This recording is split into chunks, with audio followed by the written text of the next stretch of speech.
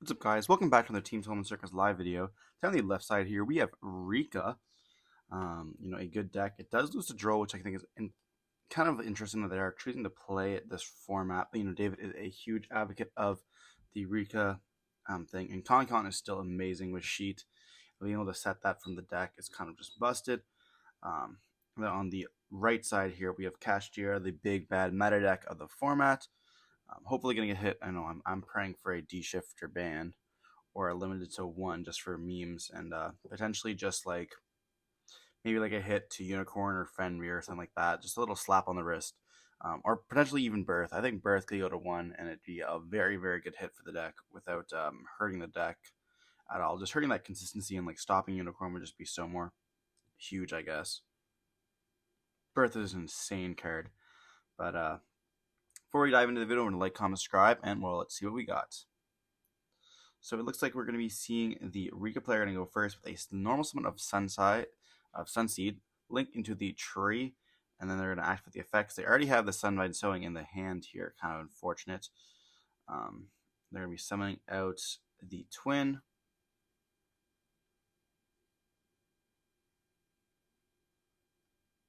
They're going to be seeing it summon out the Healer, and then we're going to be summon out the Seed once again. Then we are going to be linking off into the Aroma Jasmine. This card actually is super expensive for like no reason other than being only one printing. We're going to go for a Healer and Tree combo. And then we're going to be able to search for Mudan here.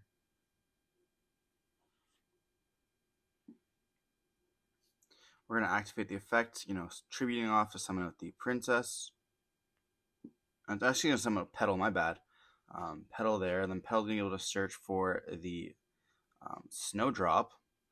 We're going to activate Snowdrop, tributing off to summon itself out, as well as the Mudan, and then we're going to be able to search for the Mudan, searching for the Rikka Con there.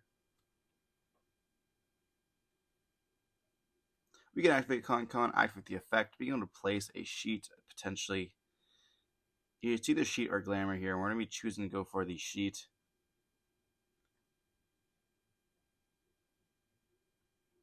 And then we're going to be linking off into Dryas.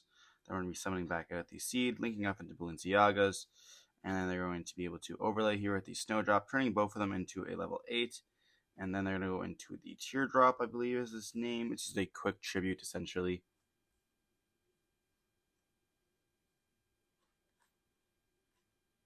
So currently they have Tribute 1, I guess Tribute 3 with, or Tribute 2 with Con and Sheet. So they're going to be able to tribute like 1 for cost and 2 cards essentially. Or being able to steal with the Sheet as well. Kind of busted.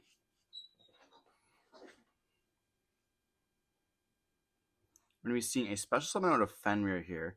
Fenrir is going to be able to activate its effects. Very, very huge. We're going to search for a Unicorn or a Rise Heart.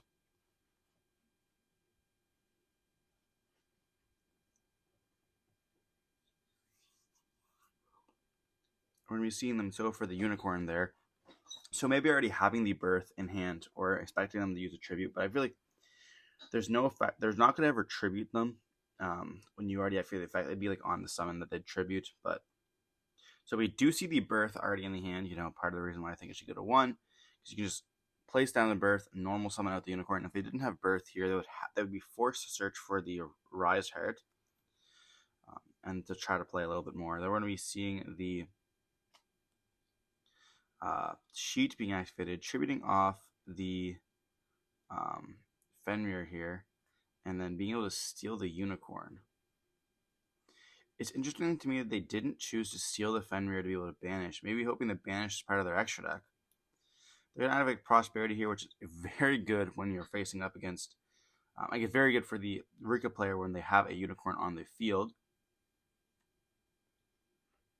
We're going to see a banish 6, maybe hoping that they see a, well, they're not going to see anything because it does get Ash, which is kind of unfortunate for the Cash player. They're working on very low cards here. We see Scareclaw Kashtira. That is a very good good card to have in the hand to be able to summon itself out by banishing the Fenrir here. But they do have the quick effect of the snowdrop or teardrop.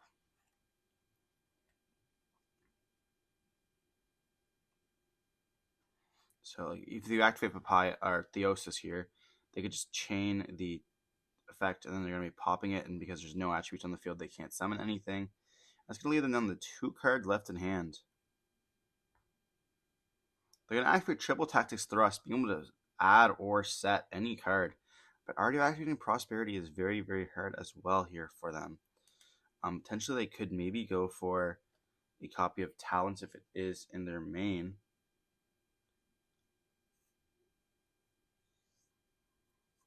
Be able to steal, and then they could attack. So you're going to see them search for the Talents here.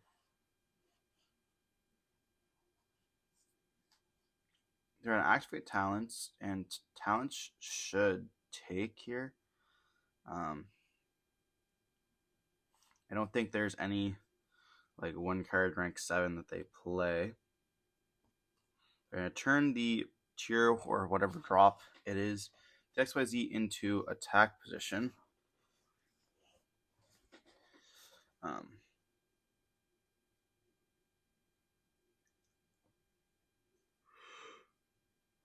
They're taking a second to look in the graveyard here.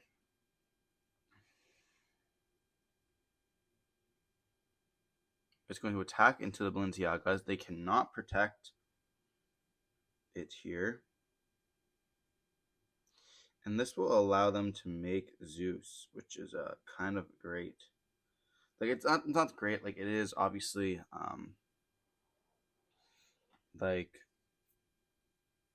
it doesn't really solve the issue here, but Birth will be able to reborn back the Fenrir. I guess they could have took the unicorn there, and then Birth summoned back out the Fenrir, and they could have overlaid there for their own rank 7. But if Sheet gives them back the unicorn during the end phase, there's no point of really doing that. We're going to see the Birth specialing back the Fenrir there. And they have the Arise Heart in the hand already. Okay, I just definitely think that was... They probably should have stole the unicorn there for sure. I see them banish the... Yeah, I definitely don't think Ogre is the play there. You probably banish like another Fenrir or potentially the unicorn, I guess. And we're going to see the top 3 banished, and then we're going to be able to go right into... Going into the Annihilator instead. So they're going to get rid of that and banishing. Banishing Theosis, so Theosis will be able to add back the Fenrir here. Which is why I probably don't think I would have personally banished that Fenrir myself off the Arise Heart. And then the end phase, Unicorn is going to return to the field, and Petal will be special summoned out. Here they're going to draw for turn. I definitely think during the draw phase, use Zeus. I guess Con isn't on the field, so you're just dealing with a Petal. Petal's going to search, and that's going to be fine. Like, there's not too much that you care about here. And then you can just Unicorn rip.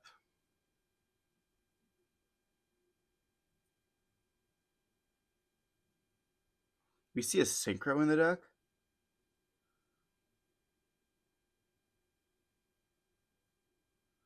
What Synchro is he playing? I actually don't even know what that Synchro is. For a second there, it looked like Ib, the World Chalice card, but that card's banned, so he's definitely not playing that. I'm going to be seeing Mudon summon itself out by tributing the Petal, and then we're going to activate the Con, or search for the Con there. Place the Con. And then they're going to think about activating Zeus here. I mean, this could be a very fair Zeus spot, because, they didn't activate Con, they can set Glamour and activate Glamour, tributing off their Zeus. But they're going to activate the Birth as well as activate Zeus here.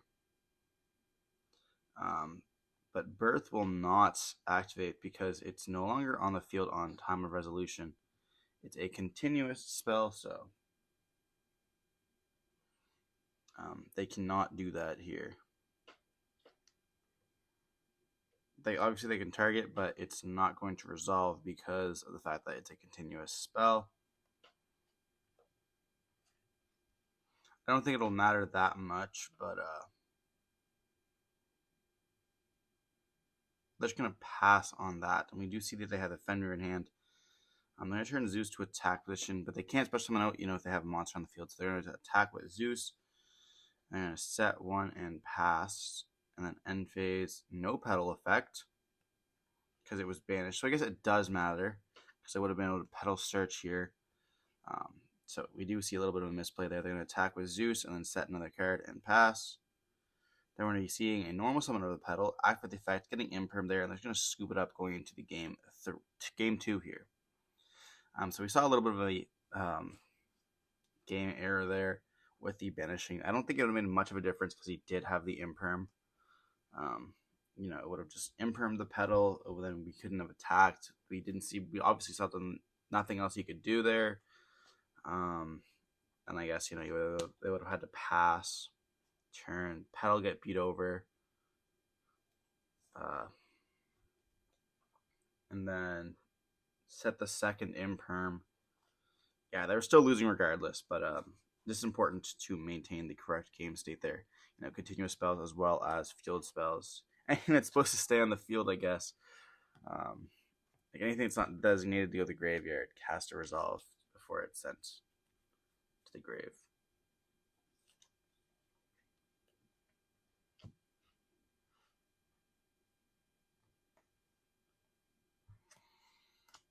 But here we're going to move on to game 2. I believe we're going to be seeing the, I guess is the problem with right now with Kashtira. Like Kashtira is so crazy. If they see a shifter, it's like done for the Rikka player here, which is kind of unfortunate. Like it's just an auto win button. But otherwise, like Cash is a very good and fun deck. You can express yourself very well with Kashtira. It just comes to like when you have shifter and just stuff like that just like auto wins you the game essentially. That is not just fun. But moving on into the game 2 here, we're going to be seeing Rikka going to go first. We're going to see a normal summon of a Seed once again, the best normal monster of 2023, other than Suship, linking away into the tree, activate the effect, searching for the Sunvine, and they're going to get drolled here. Here they can activate talents to see the hand. We see Scareclaw, Unicorn, Thrust, and Lava Golem. So here, do you rip the Unicorn, make them go on top deck mode, and just not play into Lava Golem, or do you have to respect the Lava Golem? And yeah, so we're going to see them rip the Lava Golem there. Letting them play, essentially. And then we're going to go Sunside, sending out the Twin. Then we're going to activate the Dryas effect, activating it, summoning out the Healer from the deck, or from the extra deck, I should say. Then we're going to summon out the Seed, activate the Healer effect. And then we are going to be seeing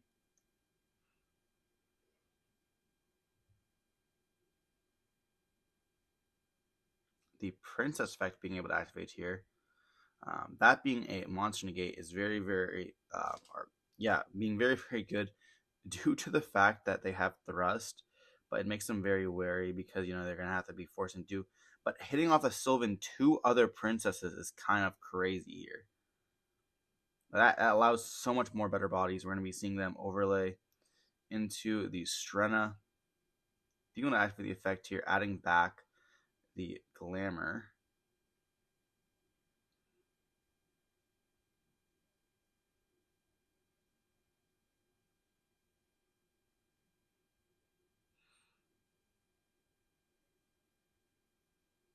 Droll definitely hurts the deck a lot. We're going to be seeing them go for Dryas. Dryas effect going to activate here. Summoning back, or they can't. He's using his misplay here. Going for the second Strenna. Setting a card and passing. So here we're going to be seeing, when they tribute, they're going to be able to summon out from the extra deck. They're going to activate the Water Charmer or Water something Awaku to rip once again. And we see a Prosperity here. Is there a world where you rip the Thrust? So we are going to be seeing them rip the thrust, and they can activate the effect summoning out the Strata. They're going to go for Hyperion, or they're going to go for the quick tribute. But now essentially forcing them to play like their game, so they can special summon out the Unicorn, or they can activate Prosperity. They're going to special summon out Unicorn here. They're going to activate the effect to tribute it off, so before they can activate any effects. And here they have the Princess, which is going to be able to negate the Scareclaw, but all they have is Prosperity here. So we're going to activate Prosperity. They're going to banish 6. This is all through Droll as well. We're going to be seeing Birth, which is crazy here. Imperm, Lava Golem, Shifter, Droll, and then Papaya. So here they just definitely search for the Birth.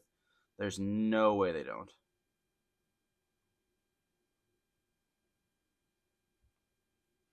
Birth just automatically just practically wins the game here. You're gonna you can just Birth, play the Birth, summon back out the Unicorn. Unicorn effect, search for Theosis, activate Theosis, summoning out the Fenrir, and then they can just XYZ summon, or they'll first activate Fenrir, obviously, searching for a Rise Heart. Yeah, Birth is 100% the play there. But just essentially just don't draw Birth. Even then, they still have to play around a Hyperion because they're going to be able to activate Princess, tributing off the triggering off Strenna here. They're going to be banishing the Scareclaw. You just have to hit this. And then they're going to be able to summon out the Unicorn here, and then they're going to activate the Ghost Mourner. Okay, seriously, you're just stopping the effect. Essentially just saying no Theosis for you. That is huge.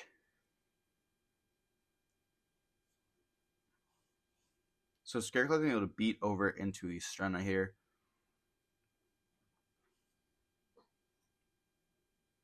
And then just really, once again, that Princess is a monster negate. This doesn't look too good for Kashtira here. I completely forgot about having that Princess as well as the hand trap in the hand here. You're going to go for Annihilation. They're going to activate the Annihilation. And you just definitely Princess negate this. No.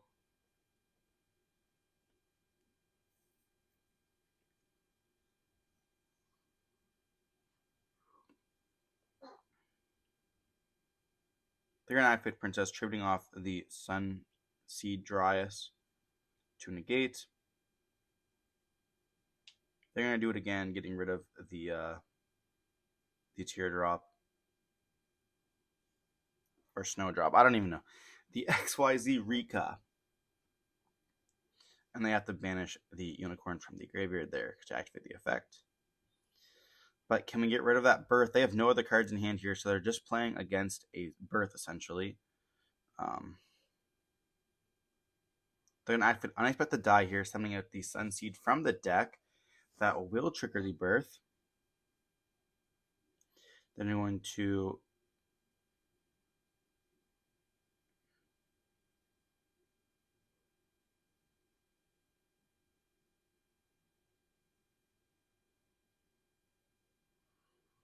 activate Rikka Glamour here, searching for Mudan, and then an activate the Birth effect, being able to banish. We're going to be seeing them definitely hit the Princess, another Princess, and I think the correct play here is probably, yeah, that's a fair play. Banishing that, they're going to be able to activate the effect, tributing it off itself to a summon, and that's going to be able to search for the Con here. Con will be able to set Glamour, which is very nice. Or Sheet, I should say.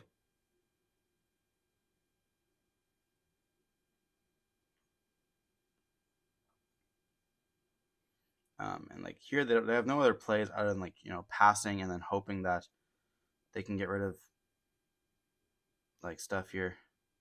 But I don't think they can get rid of Birth. Is a problem.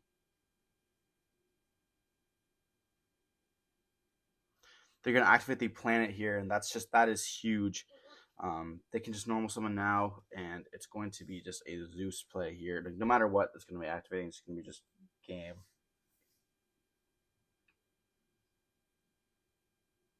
They're going to normal set with the Fenrir here. They're going to activate the effect. So they can search for now a Rise Hurt.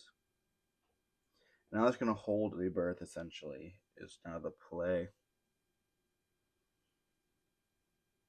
Because birth can search them for Theosis, and that's just going to be essentially game here. And you definitely don't flip sheet on this. Yeah, so the reason why flipping sheet kind of sucks is because, well, first off, you definitely just search. You should have gotten the should have tributed off the Annihilation just to get that Fenrir on your field, because then they just activate Birth, summoning out the Unicorn, and then they activate the Unicorn effect on res. You just get rid of it. But now we're going to be seeing them go for the Ogre and then summon out the Rise Heart, activate the effect, banishing the Fenrir here. And yeah, this is going to be pretty much a game. Now being able to go for the Big Bang off the Ogre. And then we're going to be seeing them go for a manual Rise Heart here. And then they'll be able to activate the effect here to pop the Con. They're going to be able to equip the Goliath to itself, which is very nice. They're going to be able to set a mystery card. Woo! And they're going to be passing and, adding back, or especially coming back that Annihilation Dragon. But now it's just Mudon and a Dream here. They're going to activate Glamour, banishing itself to add 2 from the deck. Being able to add Princess as well as Primula. We'll be able to get them a rank 4 here. And then they'll be able to put the Entis onto the field here. Then they can activate the effect of Primula as well as Princess summon itself out. And Big Bang will be able to stop this play, though.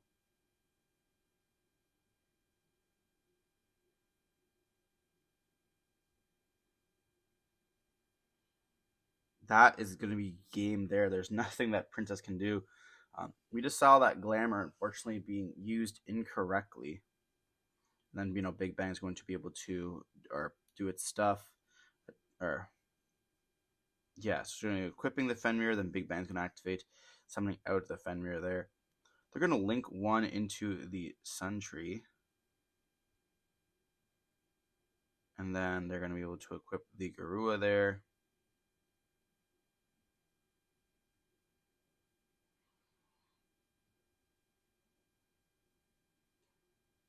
And this is pretty much just a stall tactic. I don't really see how the Rikka player is going to come back from this. They just reveal that, here they scoop it up, realizing that the game is over. And we see that Rikka gets 2-0'd by Kashtira here with that misplay of the Glamour, but it is okay. We didn't see any Shifter, which is good. Hopefully that card gets banned. But hope you guys enjoyed the video. Don't forget to like, comment, subscribe, and we'll see you in the next one. Stay safe. Peace.